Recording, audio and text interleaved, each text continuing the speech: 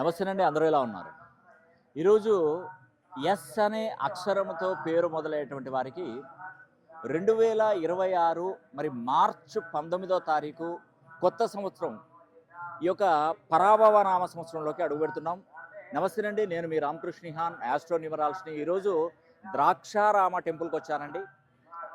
కోనసీమ జిల్లాలో ఉన్నటువంటి ద్రాక్షారామ టెంపుల్కి వచ్చాను.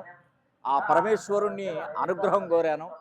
ఈ 2026 సంవత్సరంలో ఎస్ అనే అక్షరముతో పేరు మొదలయ్యేటువంటి వారికి ప్రతి ఒక్కరికి మంచి జరుగుగాక. ఈ సంవత్సరం ఉద్యోగ అవకాశాలు రావడం, కొత్త సంవత్సరంలోకి అడుగు పెడుతున్నాం.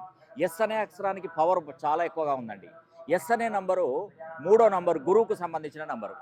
అదేవిధంగా 1వ నంబర్ అనేది కూడా సూర్యునికి సంబంధించింది.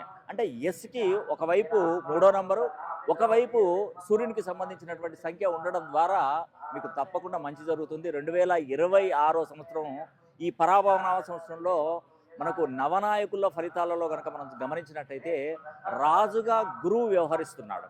కాబట్టి ఈ సంవత్సరం అంతా కూడా మీకు ఉద్యోగ అవకాశాలు కానీ, వ్యాపారంలో అభివృద్ధి కానీ, జాతక స్థితిగతులలో కూడా మార్పులు రాబోతున్నాయి. ఎందుకంటే ఎస్ అనే అక్షరంతో పేరు పెట్టుకున్నటువంటి వారందరూ కూడా కుంభరాశి వారు అవుతారు. కుంభరాశి వారికి ఈ సంవత్సరం అంతా కూడా చాలా మంచి జరగబోతుంది. ఆర్థిక స్థితిగతులు మెరుగుపడబోతున్నాయి.